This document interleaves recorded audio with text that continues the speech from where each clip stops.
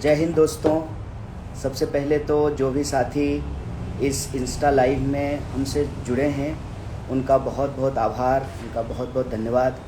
और मैं आप सब लोग जो इस इंस्टा लाइव से जुड़े हैं उसमें आप लोगों की जानकारी के लिए आपको बता दूं कि ये इंस्टा लाइव हम लोग इसलिए कर रहे हैं कि जैसा कि आप में से कई साथी जानते हैं कि कांग्रेस पार्टी ने, इंडियन नेशनल कांग्रेस ने मुझे उत्तर पूर्वी दिल्ली से, नॉर्थ ईस्ट दिल्ली से लोकसभा का प्रत्याशी बनाया है। मैं पार्लियामेंट इलेक्शन जो हो रहा है उसमें आईएनसी की तरफ से, इंडिया अलायंस की तरफ से कैंडिडेट हूँ। और इस बार हम लोगों ने ये तय किया कि देश में जो लोकसभा चुनाव हो रहा है उसके लिए जो कांग्रेस पार्टी का घोषणा पत्र होगा उसको हम लोग न्याय पत्र का कहेंगे। उसका नाम हम लोगों ने न्याय पत्र दिया है, क्योंकि हमारी ये समझदारी बनी भारत जोड़ो यात्रा के दौरान और भारत जोड़ो न्याय यात्रा के दौरान कि जनता के सवाल जनता में जा कर के उनसे इकट्ठा करना ज़रूरी है। वैसे तो ये कांग्रेस पार्टी की बहुत पुरानी परंपरा रही थी और कांग्रेस पार्टी इस परंपरा का पालन करती आ रही है कि जब भी मैनिफेस्टो तैयार किया जाता है उसके लिए एक कमेटी होती है और देश भर से सजेशन मंगाए जाते हैं। फिर उन तमाम सजेशनों को इकट्ठा करके, सुझावों को इकट्ठा करके मैनिफेस्टो तैयार किया जाता है। तो इस बार भी जो लोग भारत जोड़ो यात्रा के दौरान हमारे नेता राहुल जी से आकर के मिले और उन्होंने अपनी समस्याएं गिनाई, उन तमाम समस्याओं को हम लोगों ने इकट्ठा किया।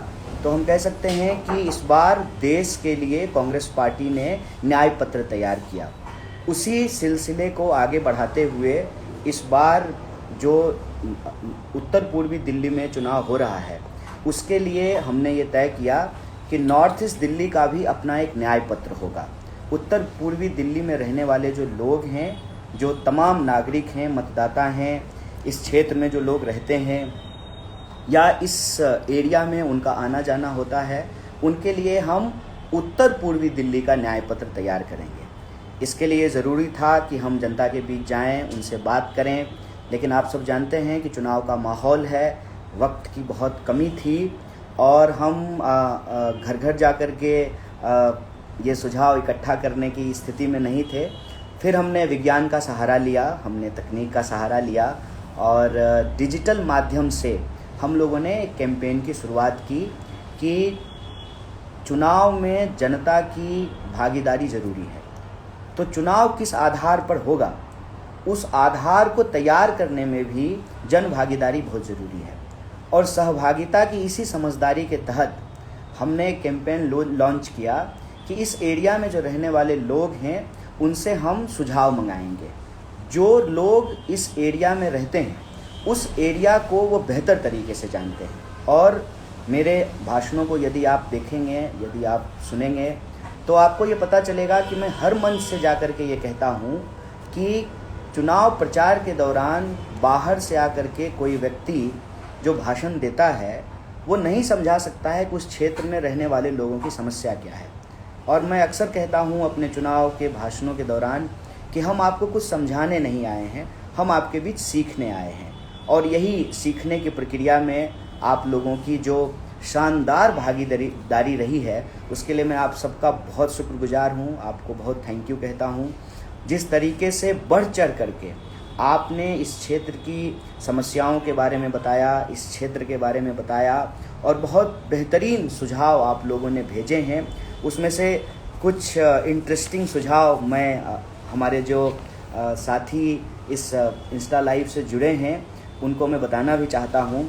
जैसे कि एक साथी ने भेजा है कि यमुना घाट का विकास होना चाहिए। और आप सब जानते हैं कि नदी की सफाई के नाम पे सरकार हर साल करोड़ों रुपया खर्च करती है, लेकिन आप वास्तविकता अगर आकर के देखेंगे तो आपको बहुत दुख होगा कि किस तरीके से जो नदियाँ हमारे जीवन की जीवन रेखा होती है, हमारी ज़िंदगी का एक आधार स्तंभ होता है, उसकी दुर्दशा कैसे की गई है।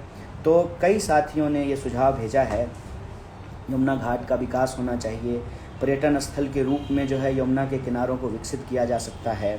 उसके साथ साथ लोगों ने साफ़ सफाई के मुद्दों के अलावे जो यहाँ पर सबसे ज़्यादा एक प्रॉब्लम है ट्रैफिक की समस्या है। गोकुलपुरी से गौरव जी हैं, गौरव कुमार जी अगर आप सुन पा रहे हैं, हमसे इंस्टा लाइव से जुड़े हैं, तो आपका बहुत बहुत धन्यवाद। उन्होंने एक बहुत ही ज़रूरी मुद्दा उठाया है कि इस एरिया में जो जेब कतरों की परेशानी है, आए दिन यह बात सुनने को मिलती है। ख़ास करके जो रोज़ काम करने वाले कामकाजी लोग हैं, उनका जो है मोबाइल चोरी कर लेना, उनका जो है पर्स चोरी कर लेना। और पर्स जब चोरी होता है तो सिर्फ पैसे का नुकसान नहीं होता है। आप जानते हैं कि पर्स में आधार कार्ड होता है, ड्राइविंग लाइसेंस होता है, वोटर आईडी होता है, और सरकारी दफ्तरों का चक्कर लगाना इन कागज़ों को बनाने में कितनी परेशानी उठानी पड़ती है। तो जो पिक पॉकेटिंग की समस्या है वो एक बहुत बड़ी समस्या है इस इलाके में। और यह घटना बहुत आम है कि जो है चेन स्नैचिंग की घटना होती है। राह चलते हुए जो है लोग मोबाइल छीन करके भाग जाते हैं, पर्स छीन लेते हैं। तो ये जो समस्या है, इस समस्या का निदान होना चाहिए। और सीधे सीधे यह एक सवाल उठाता है जो हमारा पुलिस प्रशासन है, उसका जो काम करने का तरीका है उसके ऊपर। तो मैं जय शाह के पिताजी से भी इस माध्यम से अपील करूंगा कि आप भाषण तो बहुत बड़ा बड़ा दे रहे हैं, आप जो है राहुल गांधी जी की नानी को याद कर रहे हैं, लेकिन आपको थोड़ा दिल्ली पुलिस के ऊपर भी ध्यान देना चाहिए, क्योंकि आप इस देश के गृह मंत्री हैं। तो गृह मंत्री की भूमिका थोड़ा निभाइए। हमेशा जो है विपक्ष की तरह जो है भाषण मत दीजिए। आप सरकार में हैं, 10 साल से आपकी सरकार है। और यह जो पुलिस प्रशासन की लॉ एंड ऑर्डर की समस्या है इस इलाके में, वह एक बहुत बड़ी समस्या है। जहाँ तक सुरक्षा का सवाल है, मैं आपको बता दूं कि महिलाओं के खिलाफ होने वाले अपराध चरम पर हैं। आए दिन जो है महिलाओं के साथ यौनाचार की घटनाएं सुनने को मिलती हैं, और उसके बारे में जो है साथियों ने बहुत सारी जो है समस्या लिख करके भेजा है। एक साथी ने लिखा है कि यह जो लॉ एंड ऑर्डर की समस्या है, इससे लोग रोज़ जूझते हैं। सबसे ज़्यादा स्टूडेंट, महिलाएं और जो काम करने वाले लोग हैं, जो वर्किंग क्लास के लोग हैं, उनको बहुत तकलीफ़ होती है।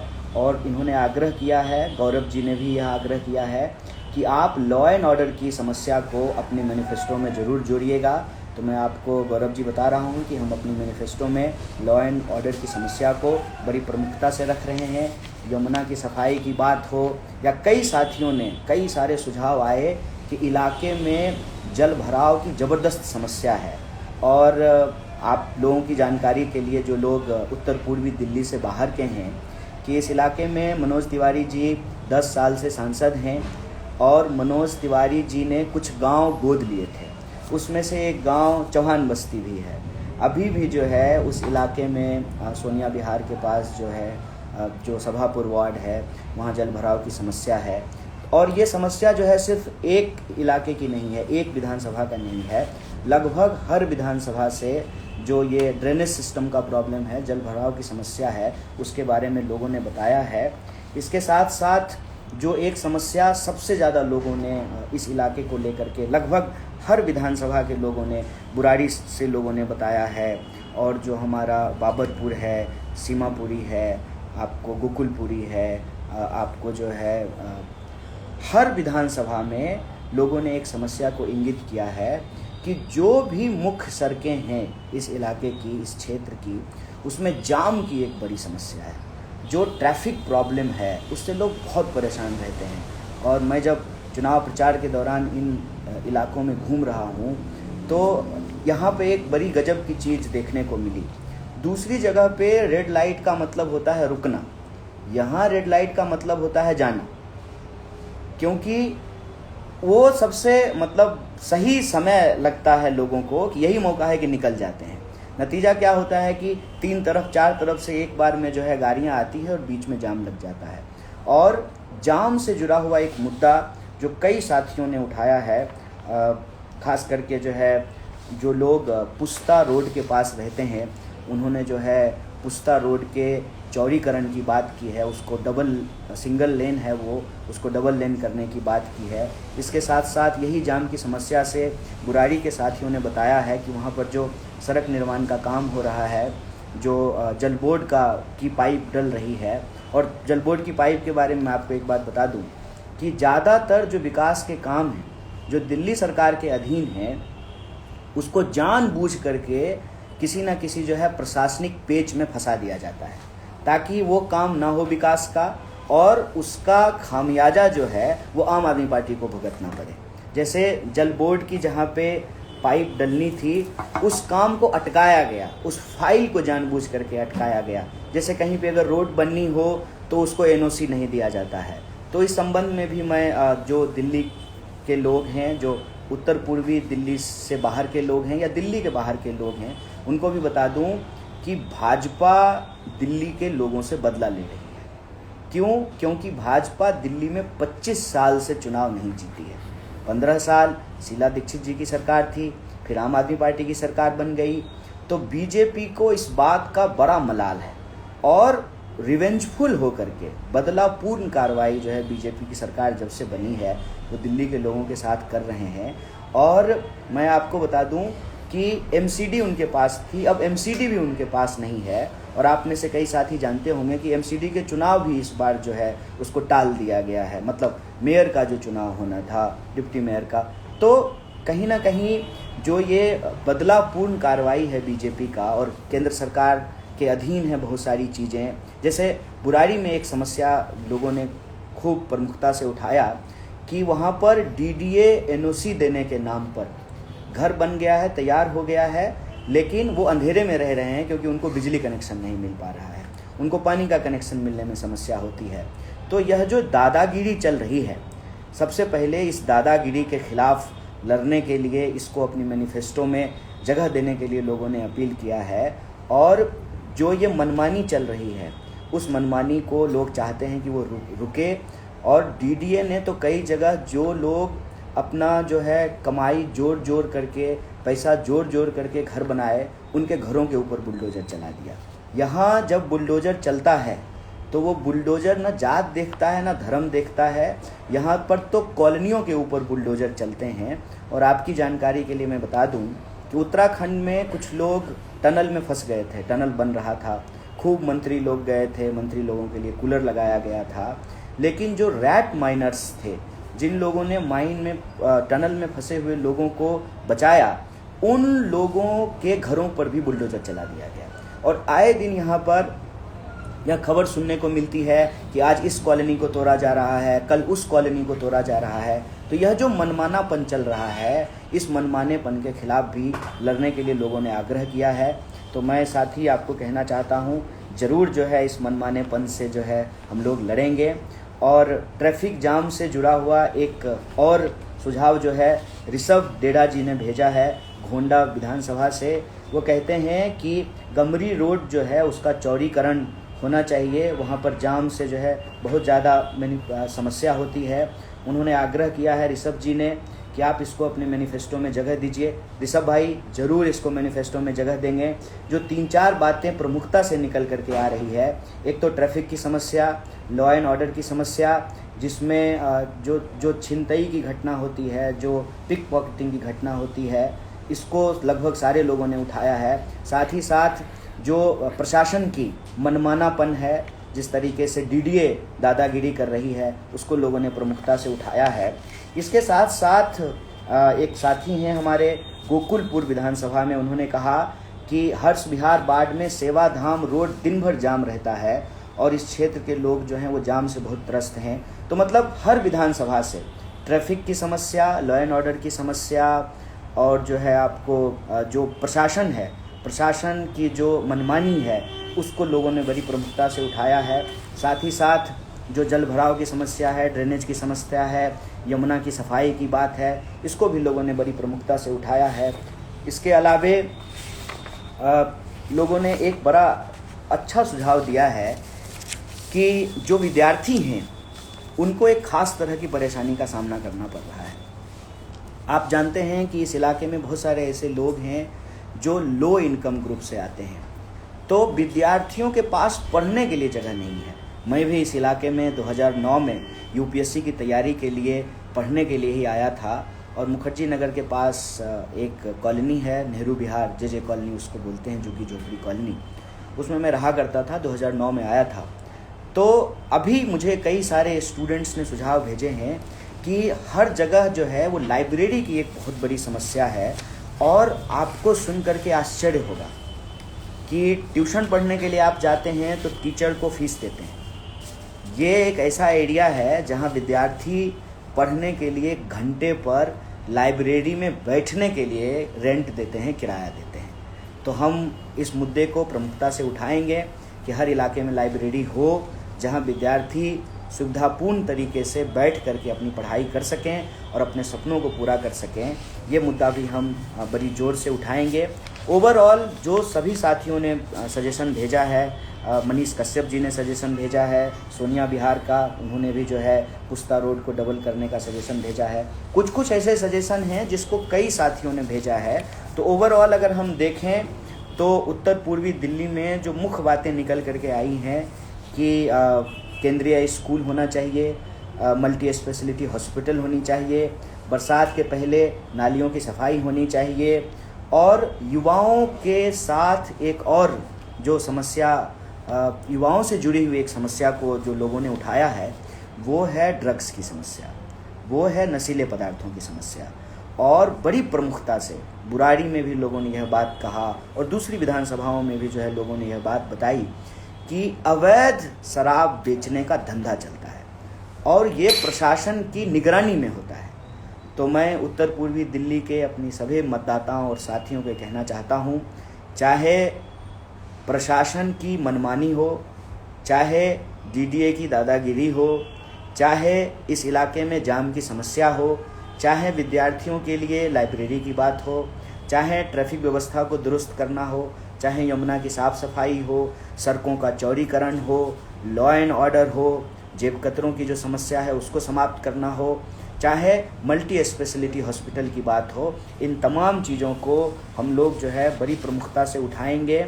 और अलग अलग, चाहे आप बुराड़ी की बात करें, तिमारपुर की बात करें, सीमापुरी की बात करें, रोहतास नगर, बाबरपुर, सीलमपुर, घोंडा, गोकलपुरी और मुस्तफ़ाबाद और कराबल नगर, इन सब जगह पे अगर आप देखेंगे तो कॉमन यही चीज़ें उठ करके सामने आई हैं।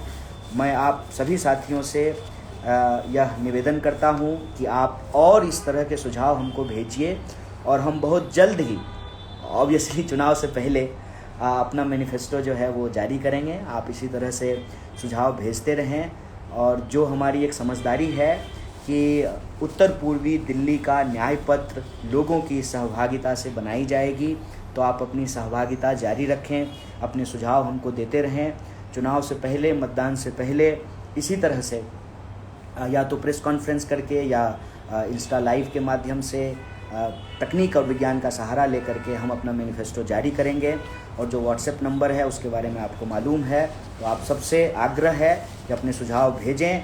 आपकी सहभागिता से ही लोकतंत्र मजबूत होगा और आपकी जागरूकता से ही हम संविधान को बचा करके रखेंगे और आपकी जागरूकता से ही हम अपने प्रतिनिधियों का, चाहे वो प्रतिनिधि किसी भी पार्टी के हों, किसी भी दल के हों, उनकी जिम्मेदारी को तय कर पाएंगे।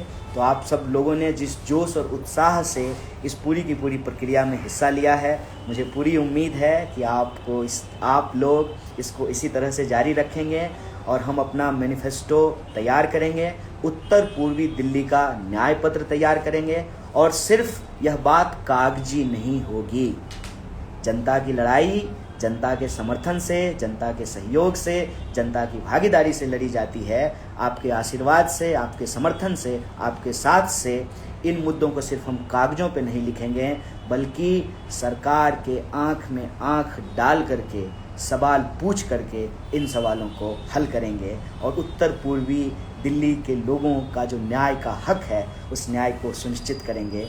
इसी आशा और उम्मीद के साथ कि आपका समर्थन जारी रहेगा, आप अपने सुझाव भेजते रहेंगे और मुझे बड़ी खुशी होगी कि आपके समर्थन और सहयोग से जब हम इस न्याय पत्र को तैयार करेंगे और इस न्याय के संकल्प को पूरा करेंगे। तो आप सब लोग, सब साथी, मुझे मालूम है चूँकि हमारा अकाउंट जो है उसको देश भर से लोग देखते हैं, दूसरे जगहों से भी लोग इसमें जुड़े होंगे, दिल्ली के बाहर के। तो दिल्ली के सभी मतदाताओं को भी बहुत बहुत धन्यवाद और जो साथी भी इस इंस्टा लाइव से जुड़े, आप सबका बहुत बहुत धन्यवाद। थैंक यू, शुक्रिया।